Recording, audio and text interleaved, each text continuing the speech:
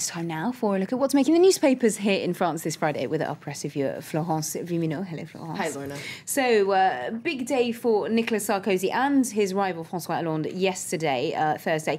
Tell us how the French press have been reacting. Well, Le Parisien is calling it a duel from a distance. Both Nicolas Sarkozy and François Hollande held big rallies. Nicolas Sarkozy in Lille, François Hollande in Le Mans, so in the center of France.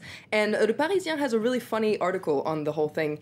They're calling it they're doing a report of the match between the two, setting the two rallies against each other, comparing on a whole line of criteria, including the atmosphere, who the guest stars were, how many journalists there were. So it's this really kind of funny match between the two, with a lot of funny details. For instance, according to this article in Le Parisien, Nicolas Sarkozy took the train to go to Lille. He of course traveled first class, but it was also the first time he took the train since he's been president. So the first time, for the president, according to him, it was because of security reasons, and this, of course, complicated things, made the train 20 minutes late. In Lille, the SNCF said that the train was late because of a bomb threat, not because of the president. According to the article, both of them were very pleased with their performances. Okay, now also in the French press, a debate that took place last night between the far-right candidate Marine Le Pen for the Front National and the far-left candidate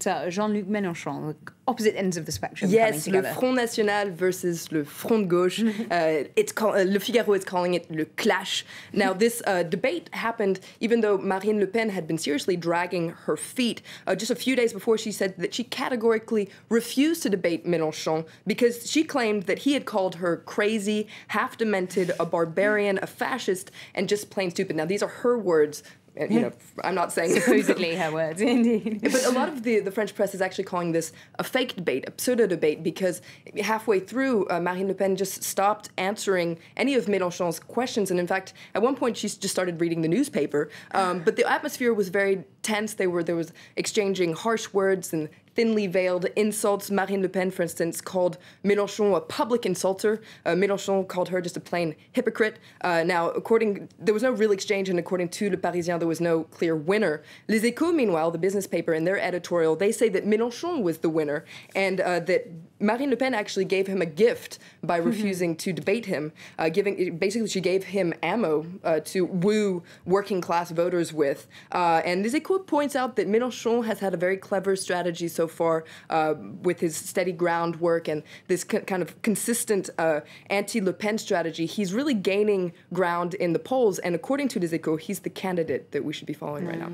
Well, moving on to another story, the French press focusing a lot on events in Senegal at the moment, as we've mentioned in the news bulletin. A presidential election due to be held there this Sunday, but things are very tense in Dakar. Very tense indeed, and there's an interesting article in Le Parisien which describes this tense mood where 85-year-old incumbent President Abdoulaye Wade is trying to be elected in a third term. Now, according to Le Parisien, he says that he hopes to win in the very first round on Sunday. He says that, according to this article, he'd be disappointed if he didn't get 55% of the vote. Le Parisien wonders if he's just being plain provocative because all his opponents say that he's being unconstitutional. And there's another interesting report in Le Figaro, which takes a look at this movement that's growing in Senegal called the Y'en a marre, the We're Fed Up movement. I guess you could call them the Senegalese indignados. These are people who are often unemployed. 50% of Senegalese people don't have a steady job. They have a hard time putting food on the table. But as of yet, they're not affiliated to any candidate, so it's unclear how they could affect the election. Okay, and finally, big weekend for cinema and for France, the César tonight, the French Academy Awards, and it has been a big year for French cinema. It's a big year for French cinema. It's on the cover of Libération.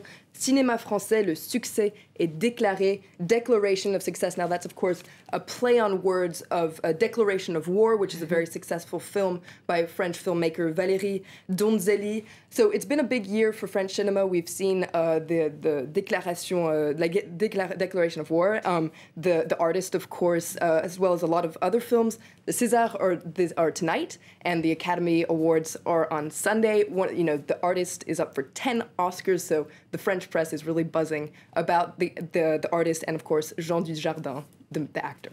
Okay, well, we'll be all on tenterhooks to see how they do. Thanks very much indeed, Florence, for that look at today's French newspapers.